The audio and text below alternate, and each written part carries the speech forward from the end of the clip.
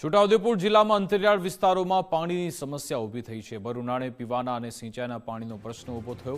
ખાસ કરી આદિવાસી વિસ્તારોમાં સ્થાનિકો મુશ્કેલીનો સામનો કરે છે।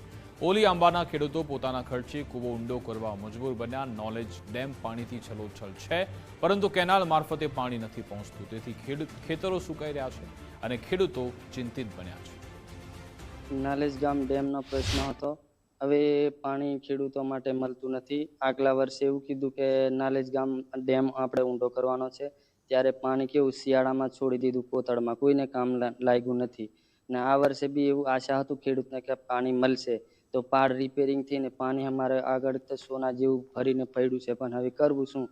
કારણ કે રજૂઆત કર્યું ત્યારે કીધું કે અમે કેનાલમાં પાણી બહુ વેસ્ટ થાય છે અને કેનાલ રિપેરિંગ થાય પછી તમને પાણી મળશે। તો 2 વર્ષ થઈ ગયા પણ કેનાલ રિપેરિંગ થઈ નથી।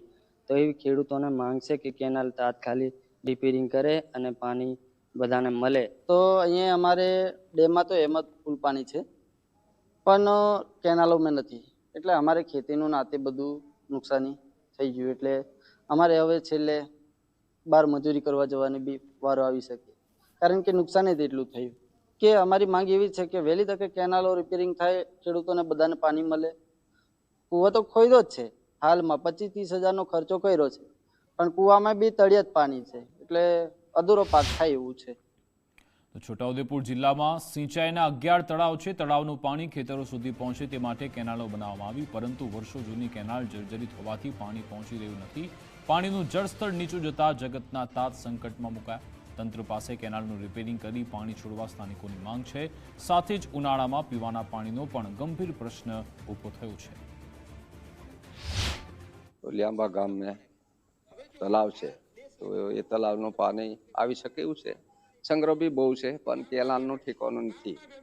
તો એ કેનાલને સારી કરશે તો પાણી અમે લઈ શકીએ। અત્યારે માલ કરી રહ્યા છે, કંઈ શાકભાજી છે, મકાઈ થોડી, પણ પાણી આવતું નથી, મળતું નથી, એટલે બધું ચીમાવા લાગ્યું છે। તો એની સગવડ કરતા હોય તો સારું। પહેલો ડેમ તો ભરેલો છે, પાણી કેનાલો નહીં હારી, એના લીધે મજબૂરન અમારે કૂવો હવે ઊંડા કરવા પડે છે કે અમને વરસાદ ઉનાળાનો ગાળો છે એટલે પાણી બહુ નીચે જતું રહે છે। કૂવો બોર છે, પણ બોરનું પાણી નીચે જતું રહે છે, એટલે મજબૂરન અમારે આ કૂવા ઊંડા કરવા પડ્યા છે। ડેમ કેનાલો હારી હોય તો કેનાલો તે પાણી મળી રહેલું તે અમારે એ નહીં, તે વાંધો નહીં આવતો, પણ હવે કેનાલો બધી ભાગેલી તૂટેલી હાલતમાં છે। બહુ વર્ષો જૂની કેનલ છે ને કેનલ હજી જર્જરી છે। એને જે રીતના તળાવને રિપેરિંગ કર્યો એ રીતના વહેલી તકે રિપેરિંગ કરે સિંચાઈવાળા, અને ખેડૂતોને પાણી પહોંચે એવી અમારે નમ્ર વિનંતી છે। પોતાના ખર્ચે અમને કૂવા ઊંડા કરાવે છે અને બોરનું તો ઉછેર થતું નહીં કે ઊંડા કરાવવામાં, એટલે બહુ તકલીફ છે, ખેતી સૂકી છે બધી। સિંચાઈ વિભાગના કાર્યપાલક ઇજનેરે કહ્યું કે જર્જરિત કેનાલનું કામ પ્રગતિમાં છે। મંજૂરી મળતા ટેન્ડર પ્રોસેસ બાદ વહેલી તકે કામગીરી હાથ ધરાશે।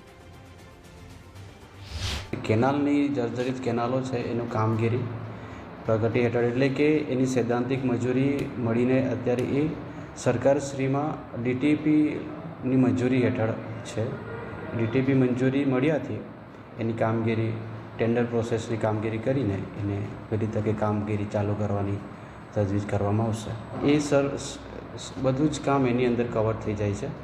શરૂઆતથી લઈને કરીબન આની અંદર લગભગ 7 કિલોમીટરની જેવી કેનાલ છે, એટલે શરૂઆતથી 7 કિલોમીટર સુધીનું કામ આની અંદર સમાવી લેવામાં આવેલું છે।